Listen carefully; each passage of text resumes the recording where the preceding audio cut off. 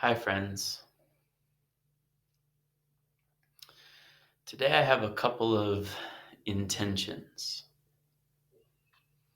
First, I'd like to convey and attempt to articulate something that I've never quite expressed and is coming from an insight that I've been having and processing over the past couple of days in response to conversations and emails and check-ins and private sessions with you guys. Very grateful for the engagement and commitment that you're putting into this work.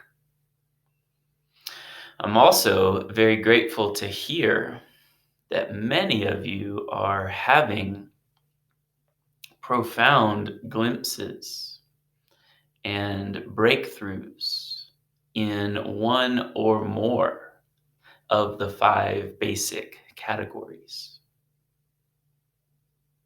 Therefore, while you have been and still can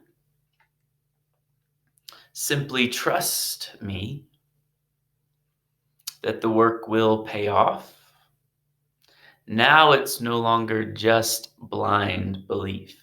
You're seeing for yourself. I'm really proud of you for that. See, told you. Secondly, I have the intention of emptying out the jar of questions. A bunch of dust particles just fell out of it. Sort of reset or flush it out. The backlog of papers that have been put in there. And, spoiler alert, I've actually already read them all, just to make sure that that would be an appropriate thing to attempt in one video. And it is, because there's kind of a theme of the questions that I want to address in one kind of cohesive answer. In addition, the first part, which is responding to this insight and trying to articulate something I never quite have before. And the second one, the jar of questions answer,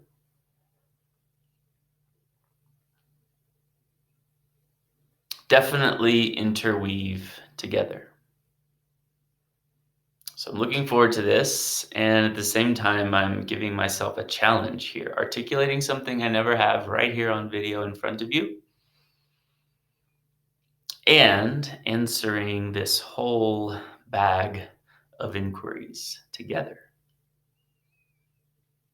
Thank you for being here with me.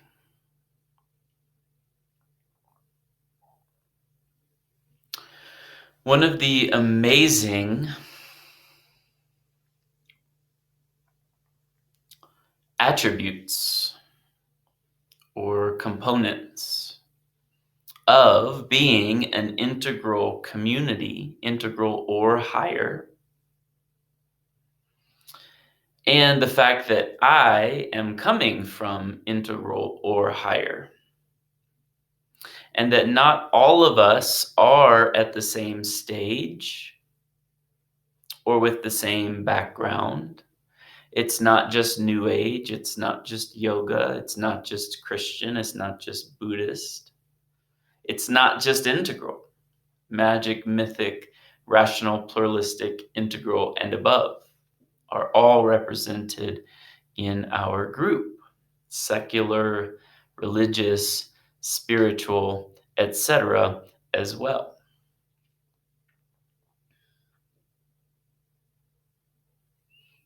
The beauty as well as the inherent challenge of that,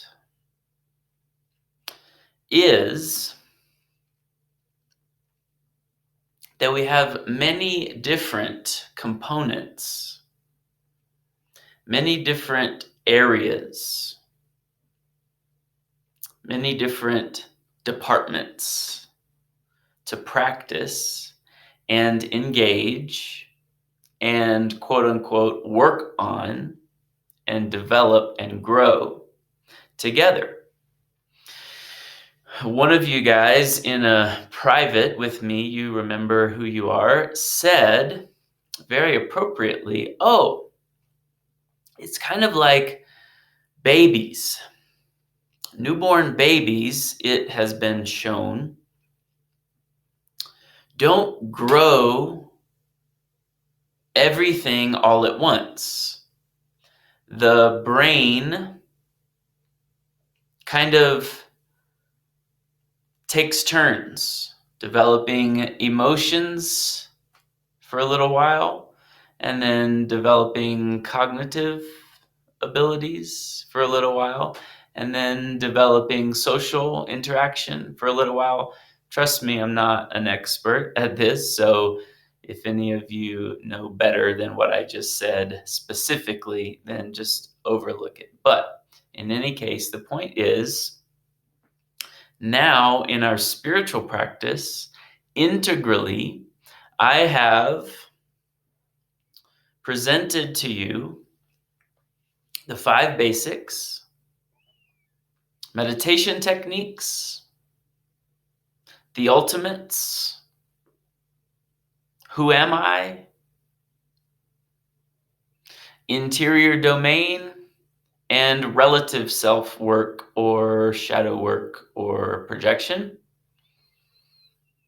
And then as subsets, I have presented stages of consciousness. And now we've made it multidimensional and multiplanetary with the conversation of extraterrestrials. So that's a lot. Ken Wilber actually has an updated or upgraded definition of enlightenment. And you really have to know his framework in order to understand what his definition is. So since I've not presented his entire framework to you, then I'm not going to tell you what his definition is. But suffice it to say, he says, and I agree, that enlightenment itself is much more multifaceted and, in fact, deep, much deeper, much richer, much fuller, much freer than it used to be, when cultures were kind of confined to their little worldview. We didn't have a global society. We didn't have this kind of technology. Again, there is a perspective and an argument that said ancient cultures did have this technology, but we are kind of so divorced from what that even means right now that will suffice it to say that we also know that some ancient or medieval, etc., cultures and communities did not have a lot of the things that we have now. Therefore, enlightenment or the spiritual traditions kind of focused on one lane, whether it was plant medicine in the Amazon,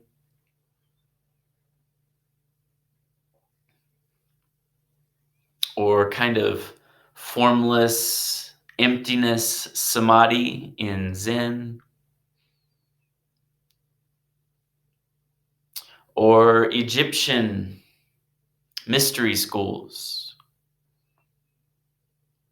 of transforming the Ka body, as they say, the rainbow body. So different cultures and different traditions and different teachers focused on more or less one, like one or two or not even one of the basics that I'm presenting to you. And the reason I'm presenting these basics to you, plus stages, plus ETs, is because that's where we've evolved to in our collective understanding.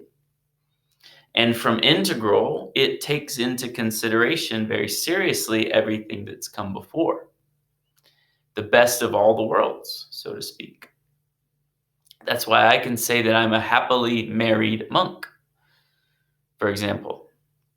In the past, you're either married, and that comes with what that means, or you're a monk, and that's what comes with what that means, or any other category. But those of you who came to mine and Christie's relationship workshop see that we are together and individually together, creating a new groove in what it means to be in relationship and doing this spiritual work with an other. So as evolution of consciousness continues, then those on the quote-unquote leading edge find new ways to express it and new ways to explore. So that's the beauty as well as the challenge of doing it the way that we're doing it.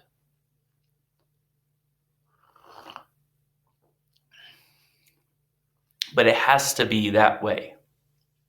It's integral and higher or bust, baby.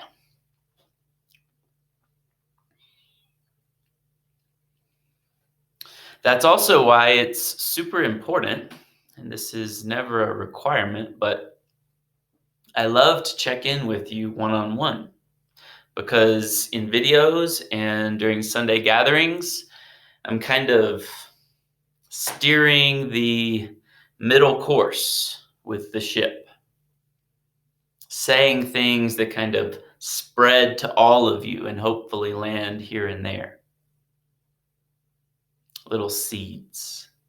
If I'm having a direct back and forth with a particular person, everyone listen and take what you can.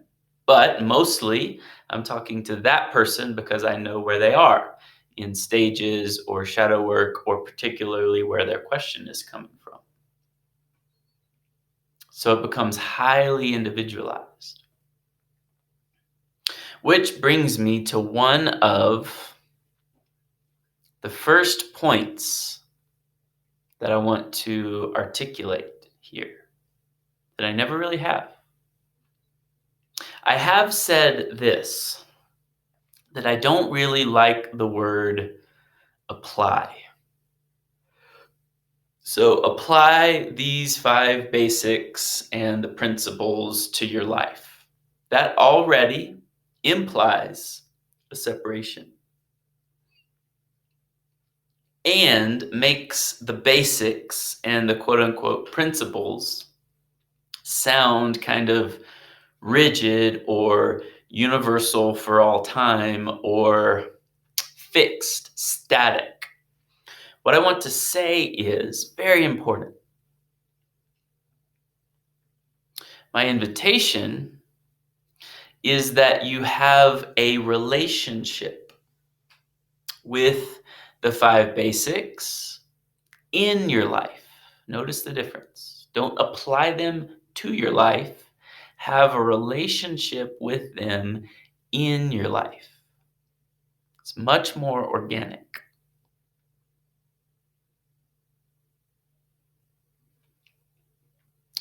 In the same way as these 5 basics and the concepts that I teach are not different from everything that I've learned and been taught from teachers and mentors and books and things over the years.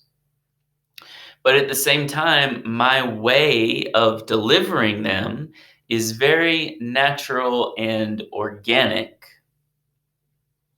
to me. Quick little side note, this whole separating the message from the messenger theme that keeps coming up, and you know who you are. I really appreciate when you keep that check and balance in there. What I'm saying is, for me, the message and the messenger are not separate, particularly because of the message that I'm bringing. It's an outgrowth and an offering exteriorly of the interior work and relationship that I have with it very organically. I'm making the point that you have to listen to the message and the messenger, both, and see if there's hypocrisy. That doesn't mean not holding everyone to high standards. Integrity is a must and is called for.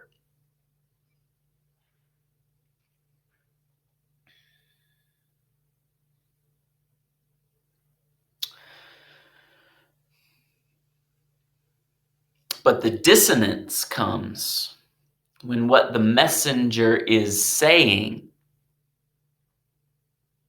goes against the way the messenger actually lives or believes or acts or thinks. And you can feel that. You can pick up on it.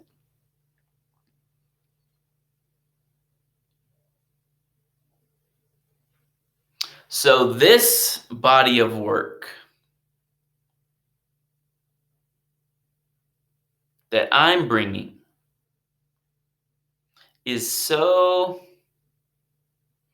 intertwined with my being that the next step is simply putting it into a format for someone else to understand. And for you not to apply it to your life, but to have a relationship with it. We have this problem in the yoga world that in the West was unfortunately, I believe, begun with BKS Iyengar's book, Light on Yoga. He actually, believe it or not, later regretted even making that book because it's basically a pictorial encyclopedia of all the major famous yoga poses and some you've never even seen before. Because, as I understand it, any shape that you can imagine in your mind for the body to do, you can do it. And if mindfulness is brought into it and an appropriate relationship approaching that quote unquote pose with a body and joints and nervous system that's ready for it, then it's a yoga pose. Anything. At the same time, these kind of famous and popular ones have become templates, and they do hold a kind of vibratory gateway, kind of a sacred geometry of the body that have laid down grooves and grooves and grooves and have been with us for thousands of years. But that doesn't mean we can't make new ones. The problem has been we have approached these yoga poses from the exterior, from looking at a picture and trying to mimic it. Again, back to my point, applying some dead, rigid assumption onto an otherwise living organic body, and it doesn't work. Not only that, but it gives an unrealistic goal, that the goal is to look this certain way, rather than to feel and have a relationship with your body as it makes that shape, but not looking exactly like anybody else. Okay. Please hear the connection that I'm making. So, first of all, to conclude that part about yoga, if you practice yoga, and I hope that you do, find a style that understands this concept. To have a relationship with your organic body in the 21st century, in our Western world. Even Mr. Iyengar was coming from another culture, another time, another world altogether. So it has to be honoring and respecting the ancient, as well as considering and upgrading and updating and finding this perfect intersection where the two meet right in your life, right where you live. And then guess what? Your life doesn't stay the same. But it has to be bite by bite by bite by bite. Chew it. Ingest, swallow, digest, take time, process, integrate, and then it becomes a part of your being. And then your life changes. And then you change. But as a natural result of your relationship with. Okay, now jumping the train tracks back to what we're saying. Natural relationship, organic process of a meditation practice. Right where it fits into your life. Start with what you can do, and then that will change. You're tapping into a deep reservoir of intelligence. Some just call it God, but we're allergic to that word, so call it what you want. And begins to speak into your life. But organically. The ultimates. Right where you are. Which could mean for you that you take time out to sit in the present moment as ultimate I amness, as ultimate awareness, or just intend to remember it throughout your day.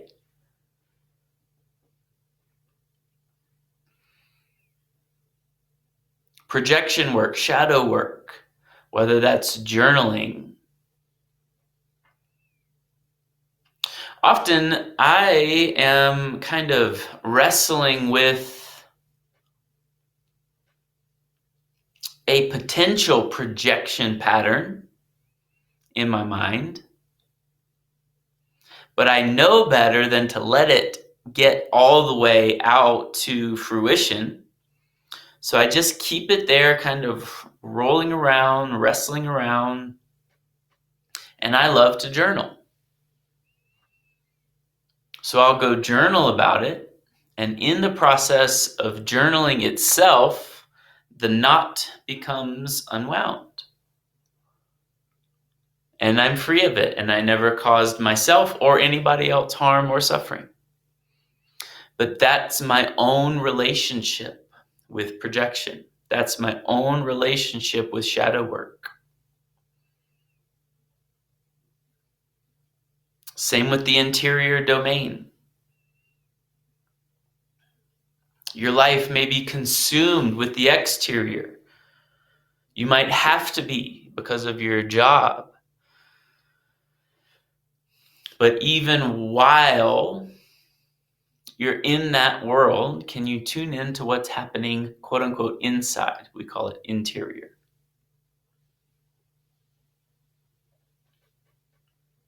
And finally, who am I? Whether you set time aside to ask that question or just constantly checking in with it. Who am I? Who am I not? Ultimate, relative, personality, self, ego.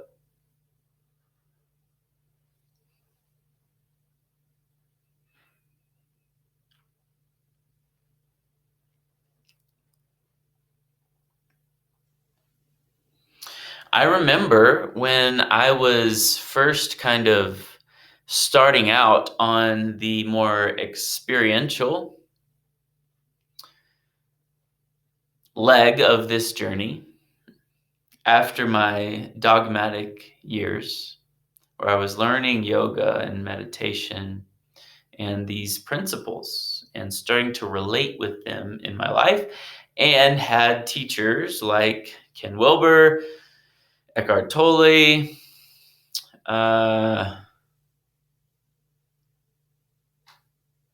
Father Thomas Keating, and my early mentor, Jim. This is a great story, actually. I remember we were having coffee one time. One moment, let me have some coffee. And one of the terms, the major term, in fact, in the Christian contemplative worldview, kind of the word for enlightenment or the quote unquote end goal is union with God. And it uses as its mirror when Jesus said, I and the Father are one, and seen contemplatively and seen as an actual invitation that you too can have that. Relating with the ultimate reality as what Ken Wilber calls the second person God.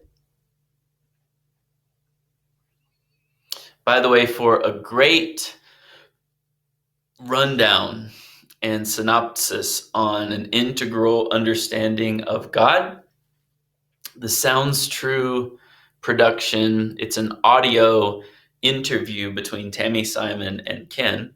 It's called The 1, 2, 3 of God.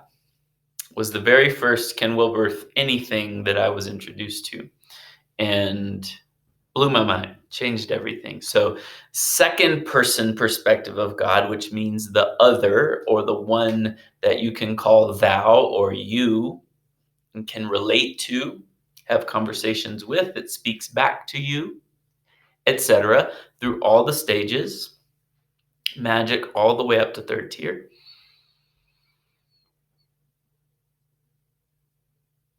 So union with God, it's another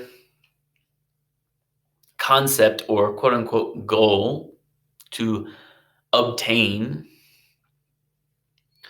in St. John of the Cross, Dark Night of the Soul.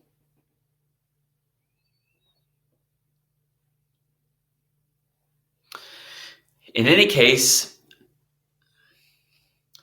because of my lack of understanding and just kind of novicehood at the beginning of the journey and lower level, I was kind of still in like coming out of mythic into rational, playing with pluralistic, while toying and getting better and interested in meditative states and discovering this whole new world of esoteric, interior, experiential, contemplative approach rather than the institution. It was kind of the springtime of my love affair with God in this new kind of way. Now it's matured to something else, and that's exactly what I'm saying. kind of the honeymoon period. Because I had romanticized and put this whole union with God thing on this kind of unreachable level, or maybe I'll reach it one day, but it might be on my deathbed. I said something to Jim over coffee like, do you ever think you'll achieve union with God? And he was like, oh no, it's already there. But now it's a matter of living it out in my daily life. And I was like, whoa, not only like it's very attainable now, it's not so out of reach, but it's also not so fantastically, mythically projected. Think of where you're wanting to go and grow next. One of these questions in the jar that I'll get to momentarily says something like, do you have to be aware of the next stage in order to grow to it? No, but it helps. Helps to know where you're at and where you're going. It kind of is a catalyst, just that conscious awareness. And the awareness that there are stages in general, that there is a trajectory of growth. That helps. But in any case, be mindful and careful, just like these static pictures in the Light on Yoga book, to not try and mimic or apply without having a relationship with your organic self and unfolding. This is what they taught me back in the good old Christian days. Have a personal relationship with God through Jesus Christ. And I took that seriously. Personal relationship. Because I'll draw another parallel. The ego is driving you, assuming that the goal is to stand on your head and look exactly like that black and white picture in the book with a loincloth on. Have somebody snap your picture and, of course, put it on Facebook. And then you achieved something.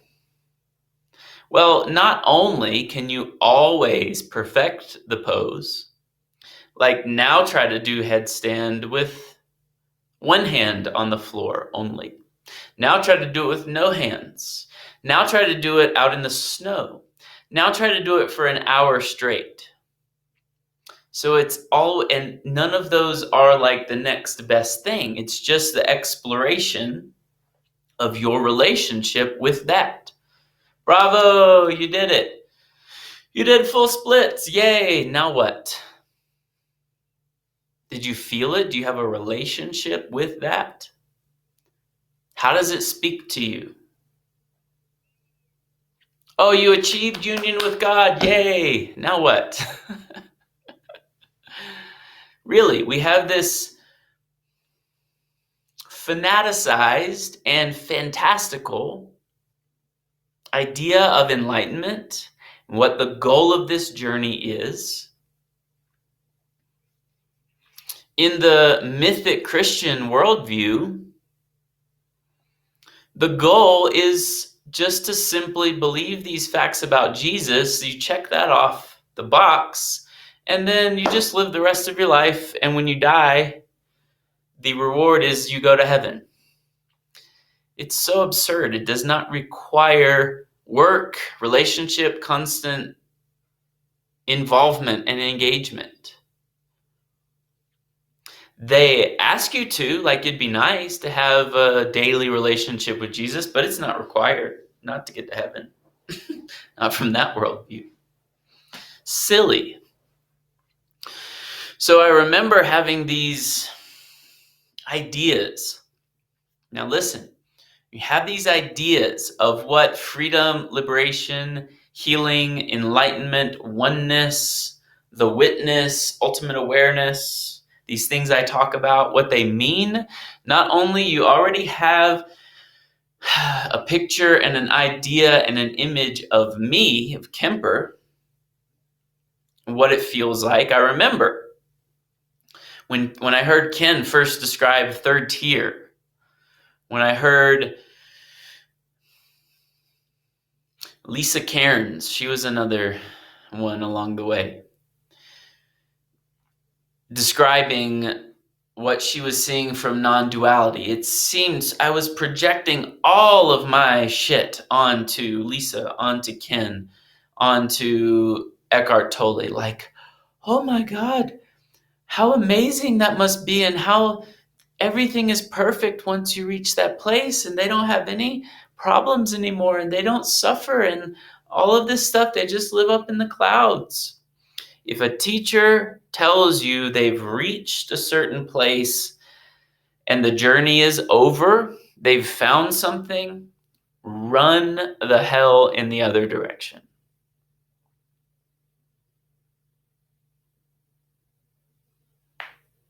It's an organic unfolding and relationship.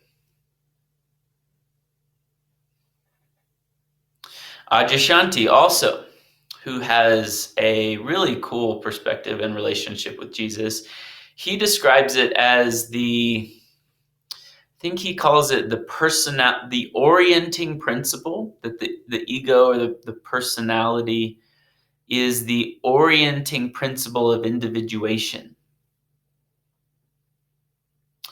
And like I put in my first book, Water Still, there's an experience that can happen where the plug gets pulled, like from a drain in a tub or a pond or something. And Adyashanti uses that same thing. And I wrote that in my book before I heard him say that. So it's a kind of an archetypal experience that people have. The plug is pulled, and that orienting principle that believes itself to be separate and that holds on to individuation is just evacuated from your system.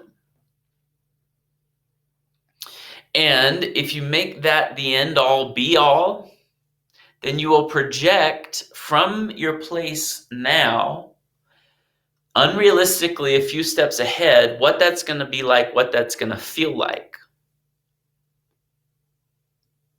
Because all your problems are not gone.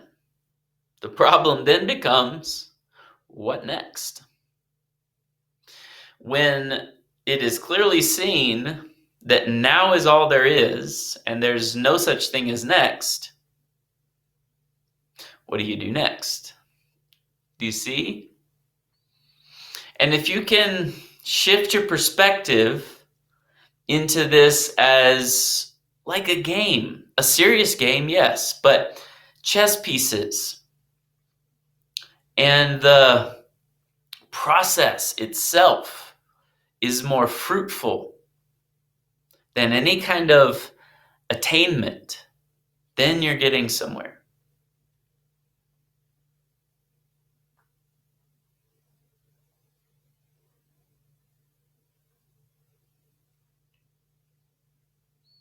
So yes, look to the next stage. Yes, look to the next peak of progress. And that's why I'm helping lead you along, guide you along. Are you working on this right now? Are you working on this right now? Are you working on this right now? But it's a relationship with yourself right as you are. I need to make this clear. When these ultimate realizations happen, when healing happens, when attachment goes, when the dark night process comes,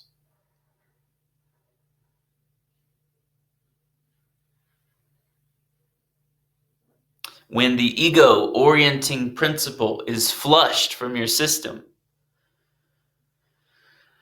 the body is still here.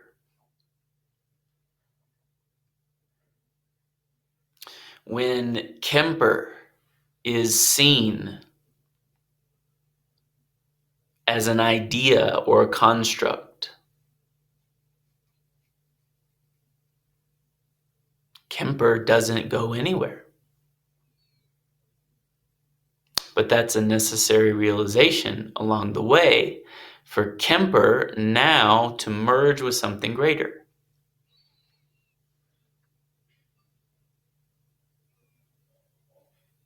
When you quote unquote master, if that's even possible, a yoga pose, sensation doesn't go away. In fact, appropriate sensation comes back.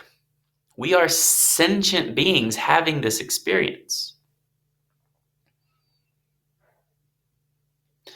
The experience of emptiness and vacuum does not happen in a vacuum.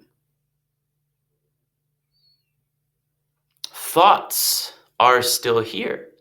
Your mind is still here. But what all the traditions say, and what a lot of teachers don't get across and therefore is misunderstood,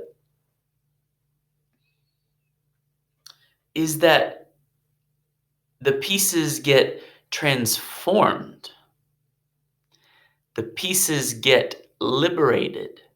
The pieces, the fragments, get hold. But they don't go away. You are still you, but a new you. And the new you is something that's never before been seen. Desire is still here. Hunger is still here. Pleasure, pain, passion, preference. But they're all transformed. And that's where you may just have to trust me or other teachers and to know that it's good and beautiful and more than good and more than beautiful. But from the place that you're projecting it now, it's not what you think it is. So I remember when I quote unquote attained third tier or attained the witness, attained ego being pulled out, the plug of ego being evacuated from my system, purged, OCD symptoms, dying, going, leaving.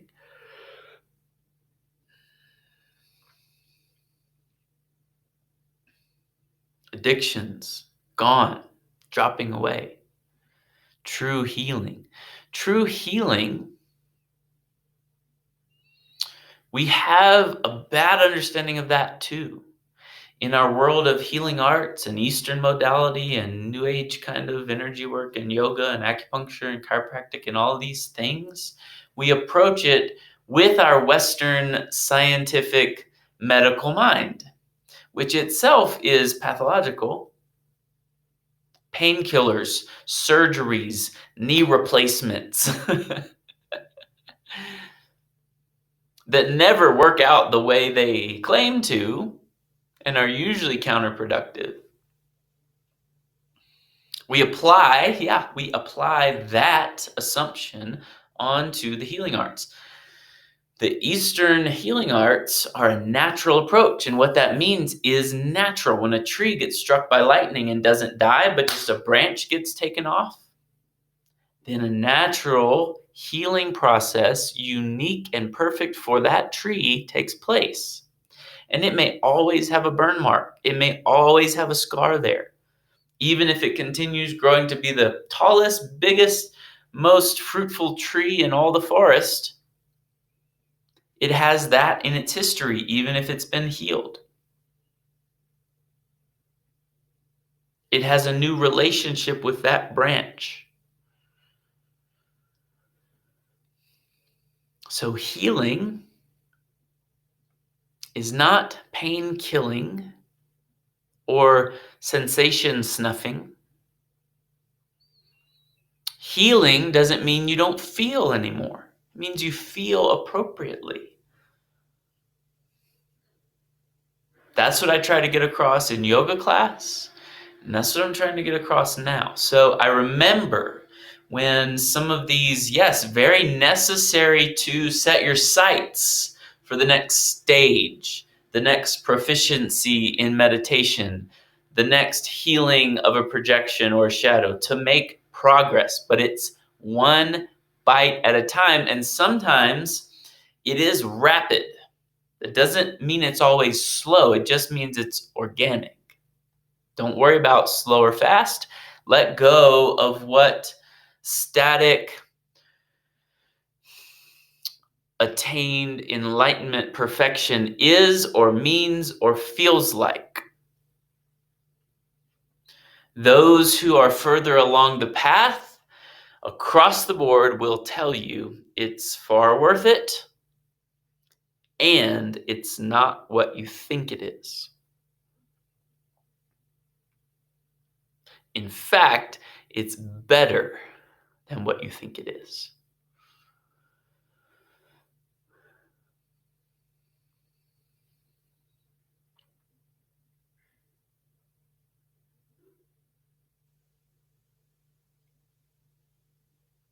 So that also means slow down your overeager zeal.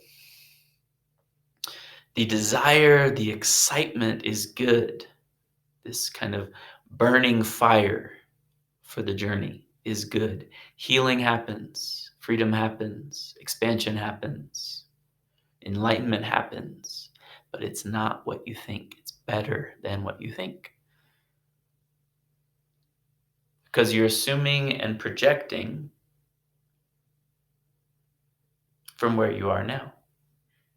Even if you hear me talk about it, you interpret it from a different path. Excuse me, not path. You interpret it from your current lens.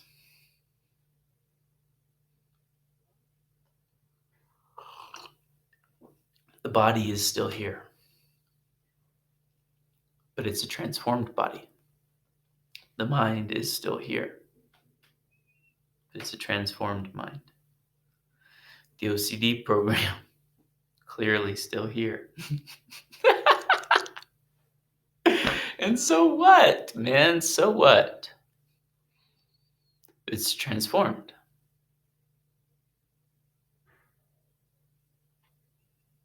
And it's real and it's raw. And it's a relationship, not an application. So there's a simultaneous for me along the way because I set my sights on people who are further along than me.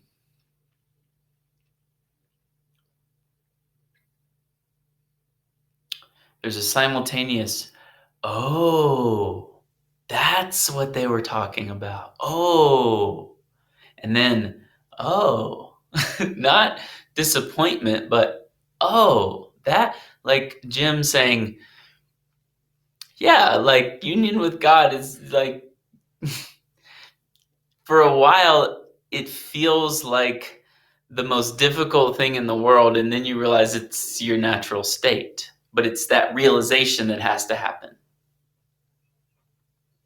So when some of you are like, I'm just working hard to disidentify from my personality, working hard, and that's already implying that the personality is a bad thing. It's just not quite transformed yet. So look for the transformation, look for the next bite. That's real traction. Because if you're like, I'm trying to disidentify, that's assuming from your current misperceived vantage point what's good and bad or needed or not. And some teachers do teach that. You have to do this and this is bad, you shouldn't do that. I'm saying have a relationship. None of it's bad. Actually, none of it's bad. None of it's bad. And I'm just saying if this place works in a kind of karmic reward punishment kind of thing, and you pick up where you left off last life, or go on to the next life, or even if God was angry with you, it is seen now as not such a big deal. The goal used to be, oh no, like in the olden Hindu days, and maybe some still magic mythic Hindu worldviews, the goal is to not come back and reincarnate. Once you're kind of in this commitment of relationship and these light bulbs are going off, coming on, going off, semantics, it's like, oh, I'll come back again. No big deal. Does that mean I'm floating through and never feeling anything? No. Pain, wrestling, feeling, emotions, joy, freedom, all of it. The body's here. Kemper is here. The mind is here. Further along than any of it was. Yeah. But it never stops. A point of no return. Can't go back. Transformed.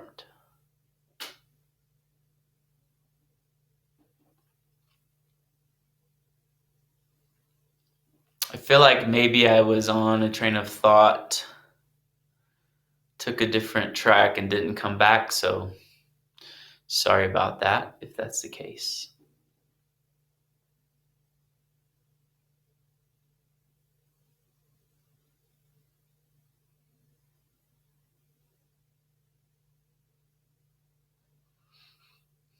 So I'm really proud of the progress you're all making, and you are. True, real glimpses in meditative states because you're doing your practice. True, real moments of where you used to react a certain way and now you don't. True, real glimpses of ultimate awareness and reality beyond the body, timeless space.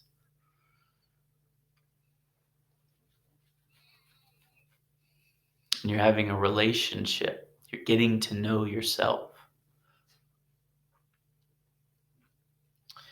And if you're having a relationship also with God, or whatever you call it, him, her, whatever,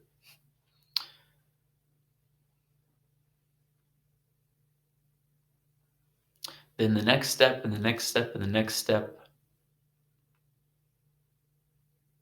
will show itself to you.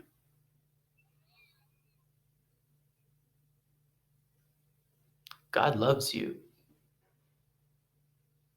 just as always. But as you grow through the stages and have these experiences for yourself, it's no longer outside. It's no longer unattainable. But it's still as wise and caring and forgiving and patient as ever.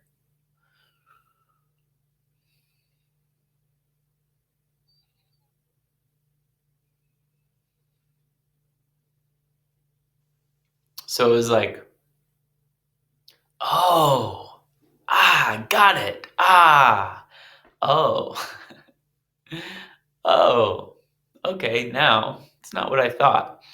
It's better than I thought. Now, how to live it. And how to live it also, if jumped one or two steps ahead with assumptions, is not a good idea. Like applying my new way of being onto life. It's another application. It just makes itself known. And the whole orientation with what life is, the purpose is not only seen as highly benevolent, but also the valleys and the darkness don't seem such a big deal. They're lessons, and I don't even like the word lesson. Do you see what I mean? Because a lesson is another thing you have to apply, or it's kind of a good, bad, reward, punishment thing. It's just constant learning, but then also learning. I don't really love that because you're like learning for a purpose. Does this make sense? We come here as a training ground to learn for the next life. So what? You don't even know that.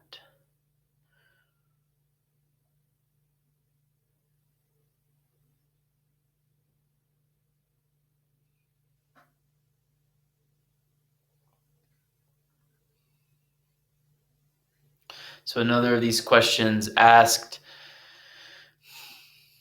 how sure am I that I'm anchored in third tier? Or how anchored are you in third tier? And the same person asked, why is third tier not on the table? I think meaning like for you guys. It is. I've never said it's not on the table.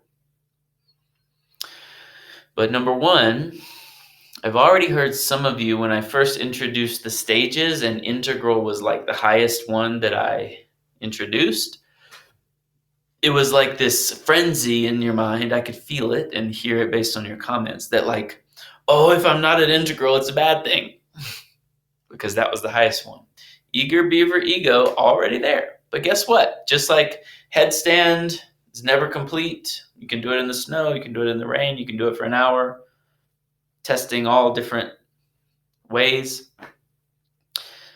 Integral is not the highest. Third tier is not the highest. Because I've now introduced extraterrestrials into the mix and this possibility of octaves. First, second, third tier magic through supermind is one octave that humans are kind of in the bandwidth of, and the possibility of having higher octaves. So what? It's just ongoing. And yeah, each new stage is higher, broader, bigger, deeper, but it's just the next stage. So what to look for next? What next bite to take? Maybe you take a break from thinking about stages and go think about meditation practice, shadow work, all of them at once. I kind of am aware of them all at once. But in any case, when I gave integral as like the highest, it wasn't even the highest, but because it was the highest one I gave, you wanted to know that you were an integral. Oh, I think I'm an integral, or oh, no, I'm not an integral. That was never what I was portraying. However, Ken himself, in his earlier and middle books that I read, would do the same thing. That there's magic, mythic, rational, pluralistic, integral, and then this other thing beyond integral, but don't worry about that for now. Because he knew that the majority of his readers and the majority of the world weren't even close to integral. So he just wanted to introduce that. So I really drove it home in myself. Integral, integral, integral. And maybe one day, just like this whole thing, I bet since Ken is talking about third tier, I bet he's there. How special. Maybe one day I'll be in third tier. It's just kind of like I put it on the back burner. Just continue doing my work. Imagine, I wonder what that's all about. It's probably very unattainable, just like union with God. I'll probably maybe get it on my deathbed because Ken is like this exalted master. But I didn't think about it because none of his books talked about it. Then his last book that I read, The Religion of Tomorrow, amazing book, about that thick. Took me about 9 months to read it. finally, he spent a lot of time actually on third tier. And after, I guess it's been maybe 8 or 10 years, 10 years of studying very diligently Ken Wilber work and kind of keeping third tier as a possibility, but on the back burner, not worrying too much about it. He spent a lot of time on third tier. And what do you know? The way he described it, there I was. And I realized, oh, the same thing. Oh, yeah. Living continues. Oh, yeah. It's much more highly evolved and rich and deep and free and full than second tier, than the others. And if you currently are in a magic mythic level, projecting all the way up into third tier, you're going way too far. So what I'm saying, just let me be like a morphic field that pulls you up, but you have to still take one bite at a time. And that's what I've done. It's been years and years and years and years and years and years and years and years and years. And the degree that you put in the work without letting the eager beaver ego take over, then even more will catalyze the process. Because if God sees that you're going about it in the wrong way or with the wrong intention, then all sorts of roadblocks will be put in the way. You'll get stuck at one stage for far too long before you learn to let go of the ego of that stage so that you can move up. Because ego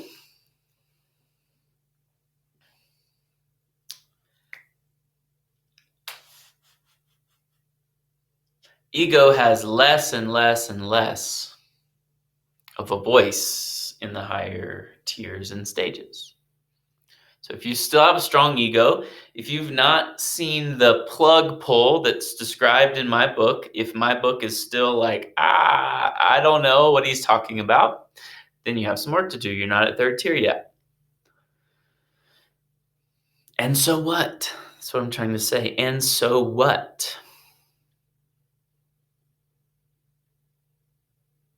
So third tier, because it was kind of kept out of my reach for a while, don't even worry about it. And then it happened. And then I confirmed it after the fact. Oh, awesome, third tier, yay! Oh, okay. Oh, okay, whatever.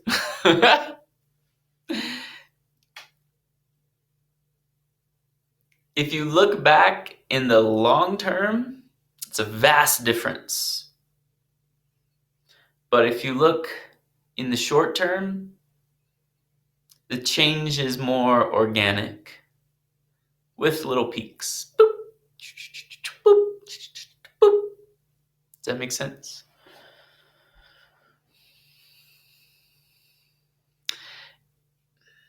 And if you try to put on the glasses, this is a good analogy. If you try to put on the glasses of someone else, not at your prescription, you'll go blind. Hear that again. If you try to put on the glasses of someone else, not at your level of seeing, you will go blind.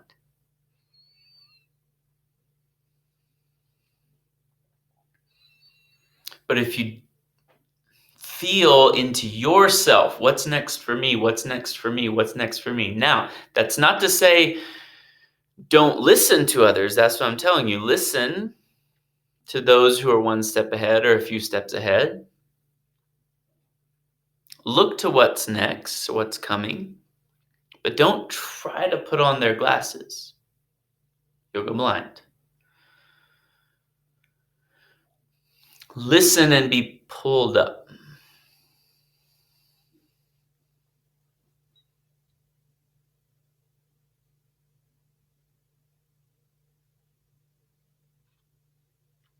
So because third tier was kind of just left, yeah, I'm pretty anchored there. But pretty anchored there, does that mean the body's gone? No. Kemper's gone? No.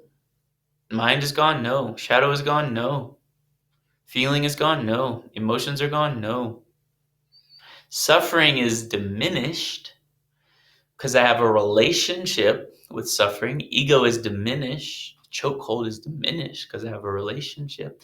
Anybody who tells you otherwise, beware.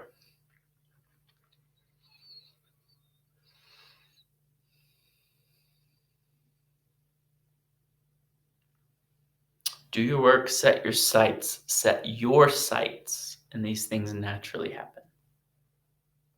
And yeah, it's far greater than lower stages. At the same time, it's not what you think it is, and at the same time, it's far better than what you think it is. Because what you thought it was is very unrealistic anyway. Anchored in third tier, yes, I am.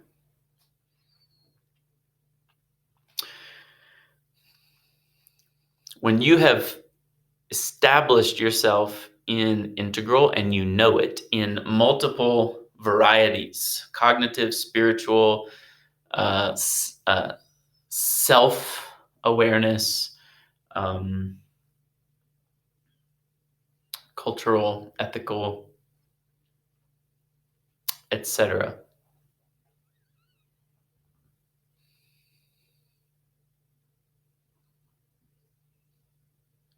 And you have become proficient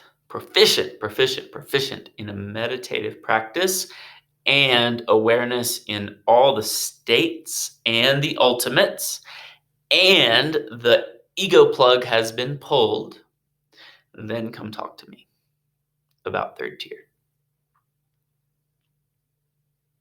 And I want you to come talk to me about third tier, but just don't skip ahead. Don't project, don't fantasize or fanaticize.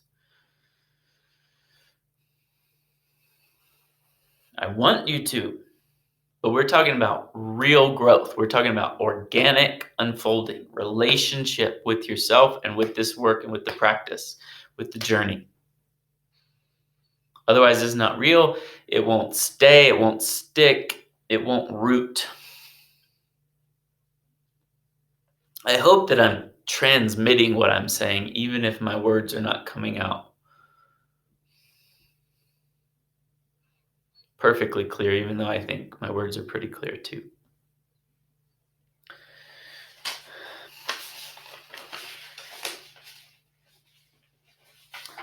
Did that one.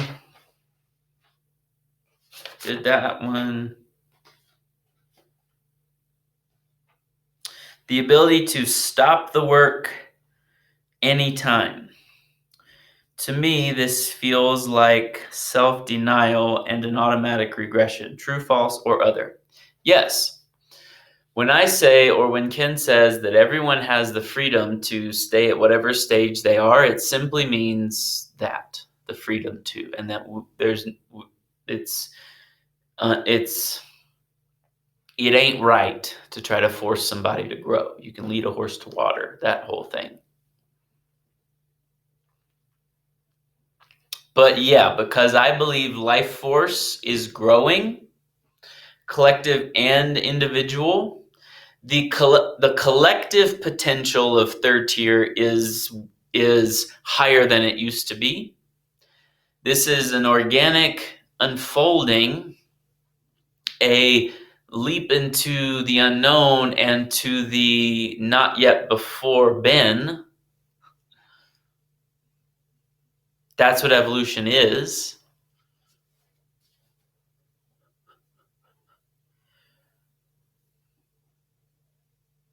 So the potential, it's like this is the bandwidth, this is the octave, this is where babies are born and grow through, can't skip stages. In the next octave, perhaps as humans move into another bandwidth, and we move this into the extraterrestrial question, as civilizations move into what other terminology calls fourth density, fifth density, sixth density, then where babies are born in is a higher octave. Okay, so, but for now, humans' bandwidth is kind of here. Magic through supermind, first, second, third tier in this octave. So growth itself, the impulse, we'll say the impulse for growth, is happening, as Ken says, in all four quadrants. So we have a massive technological growth right now in the lower right quadrant. If you don't know what that means, forget about it or go read Ken. It's no problem. And we are very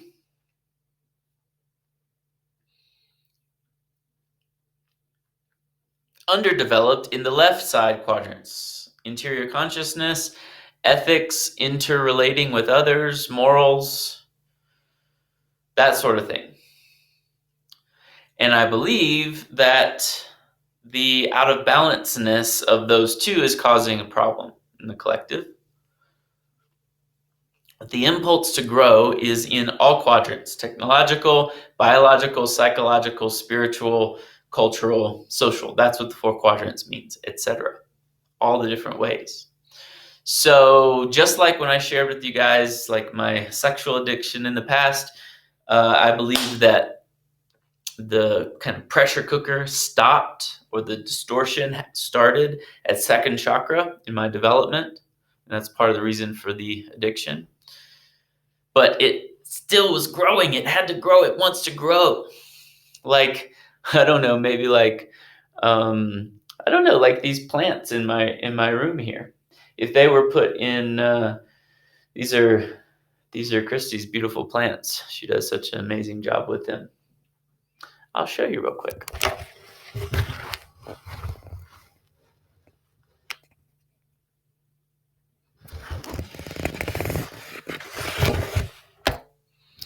And they are, quote unquote, limited to the container. So if they were planted in a bigger container or planted outside, the growth might be different. So the roots and the branches and the leaves are tied to the soil, the container, the ground, the environment, etc. So, yeah. You can stop the work at any time. I don't think it's advisable. Growth might stop at any, or actual growth might stop at any time if there's suppression or a tight container. But the impulse to grow, the need for the work, I don't think ever stops. And that's where distortions and pathology happens. Yeah. Does first tier go through pluralistic? Yes. First tier is magic, mythic, rational, pluralistic. Remember, first tier means they don't realize that there are other stages. What makes integral second tier? You have to draw the line somewhere. So you could break it up more if you want, but there are kind of templates if you just look at the research. So when you need a new tier for something, whatever kind of, like higher tier cycle racing or higher tier triathletes, it's like, for lower tier is like, yeah, you can compete, but not with that tier. That's another elite class. And we get it all mixed up using words like elite and things like that.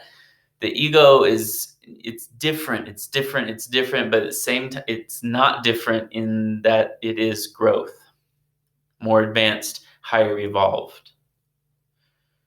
And that's one of the main things that I learned from Ken, is that it's, as long as there's no ego or arrogance or separation or pride involved, it's no problem to say where you are, as long as you're not trying to keep others down or say that you're better than in some kind of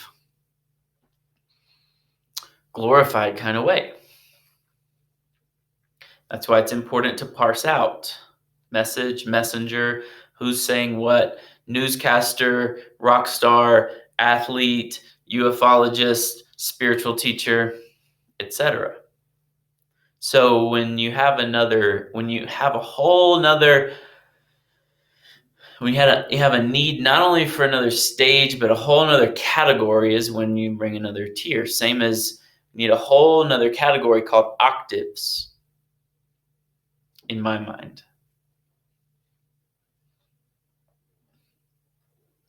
So second tier is a whole nother thing from first tier. Second tier is the first time in this octave bandwidth that sees there are stages and that there's relative importance to all of them. That's a major breakthrough. Okay.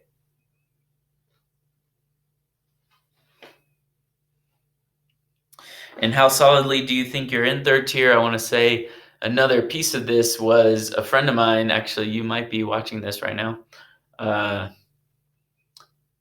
asked me back a long time ago when we kind of first met, you're pretty anchored in the absolute, aren't you? And in Ken Wilber world, that's kind of his word for the ultimates. You're kind of anchored in the absolute, aren't you?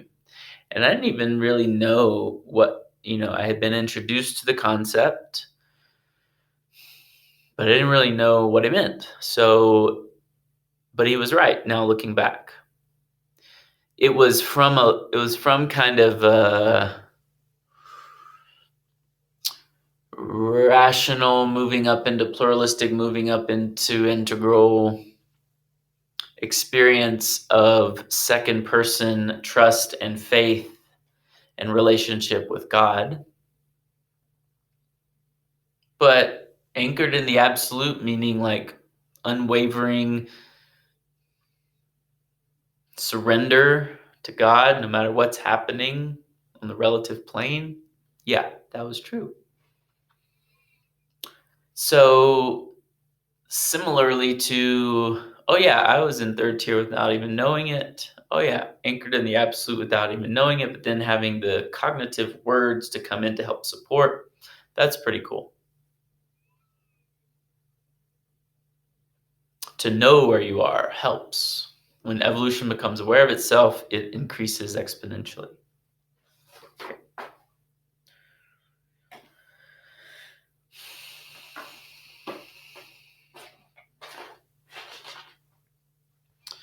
I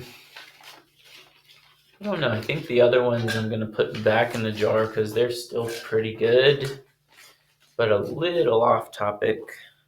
One says, what motivated you to write your book? Sorry if I hurt somebody's feelings by doing that, but read the book and you'll find out. Sorry. That question itself sounds like it's coming from, I don't know, somebody who's not listening or somebody who came and visited and didn't come back. Anyway.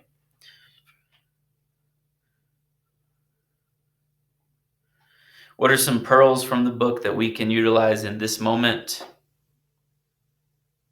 All of it. So read it and find your own pearls. I think the whole book is full of pearls. Speaking of which, I am almost done with the next one. And the next one is not volume 2 of that first one. That's going to come later this year. My next book is called The Unnamed Kalyana Way. And it's the 5 basics plus some other things, plus more of my story. Basically condensing what I'm currently teaching, not as be all end all, but as a reference guide for you to go back to and to relate with these things, like I'm saying, back full circle to that. I'm very excited to present that to you guys. It's written in a very different style and tone and genre. It's more conversational, a little more casual, technical at times and academic, but very approachable. It's not the poetic, artistic style of the first one. So I'm very excited to give this to you guys. It'll be out by the summer in 3 months tops, I think. So stay tuned for that. And thank you all so very much for your engagement and for listening. It's good for all of us. Thanks for your questions. They help me in more ways than you can know.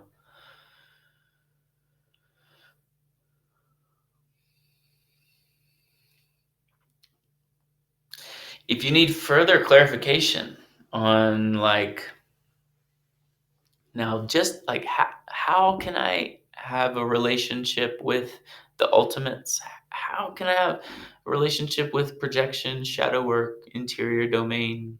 Pretty clear on how to have a meditation practice. I really hope you're all meditating. I would strongly advise the techniques that I'm implementing because of the whole Kalyana container thing. But if you have questions of clarification, it will probably be a very individualized answer. Like for you, based on where you're at, whoa, check out my ring there. Whoa.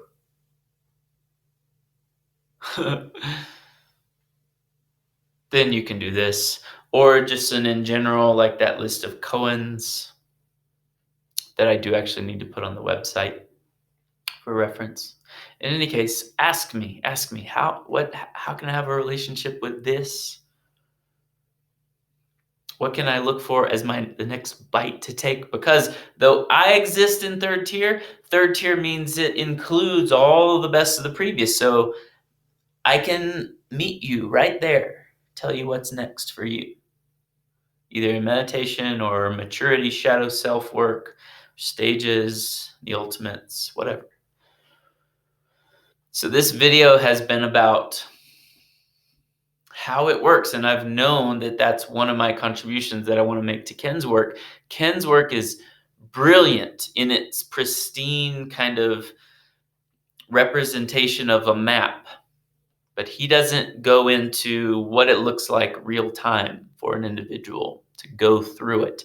And I've gone through it, and I've transcended and included it, and want to kind of develop my own framework beyond his as well, based on my actual implementation and walking on the terrain that the map points to. So that's what we're doing here. Organic, how it works, how it happens. Otherwise, it's just airy-fairy, in the clouds, assumption, projection, expectation. And then once you get there, it either short circuits or it doesn't make sense or it doesn't get implemented into your life. It doesn't get rooted down, or you're disappointed, or it's not what you thought, or you don't have a teacher who really understands, or it's just it's the integral nature with all the different options are not there. So it's like just meditation or just the ultimates or just this and the whole picture. Like I watch these Muji videos and I love that man so much. And who knows what's going on and what he's delivering, but these people have breakthroughs standing in front of him, but then they interpret it through a very magical lens and then go home and don't know how to implement it and come back suffering. For me, he was vital because I already had the support and the container, the context of the others. So Muji is bar none to point to the ultimate witness or I amness presence. So watch Muji, man. And I can point to it as well, but Muji is just an infinite reservoir in that lane. But that's not all there is. And so these people are not supported in their practice. And he has masses and masses and masses of people he can't spend one-on-one time with. It's another reason why I don't want to get big and famous and worldwide. Maybe these videos will get out worldwide, but I want to I want to help you make traction. And I hope our group grows, yes, but it requires attention and attentiveness to where you are.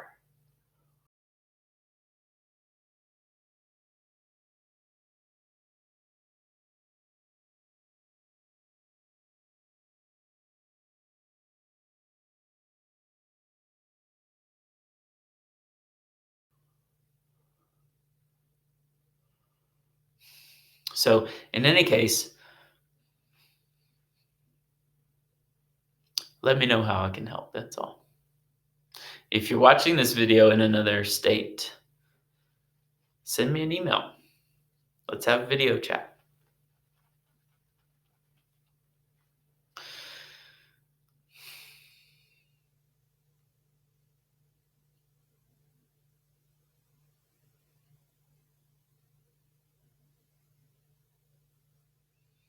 Digest your pace. Get to know your pace. Get to know what's appropriate for you.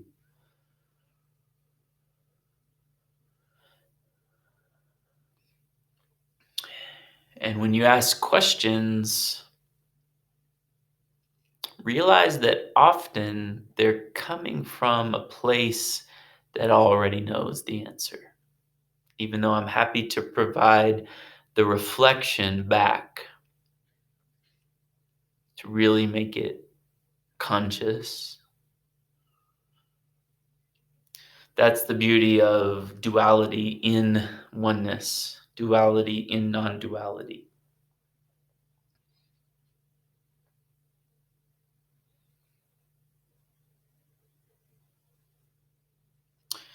Togetherness, communion in union.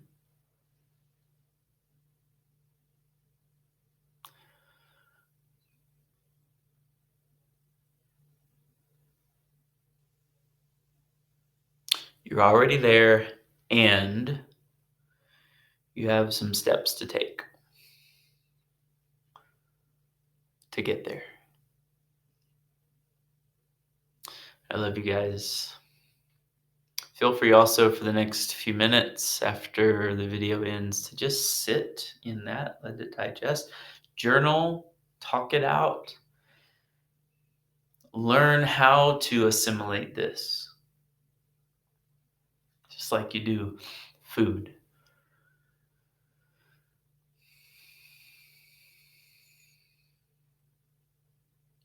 If you have time, let this lead into a period of 20-minute meditation or just sitting in quiet, not trying to do anything.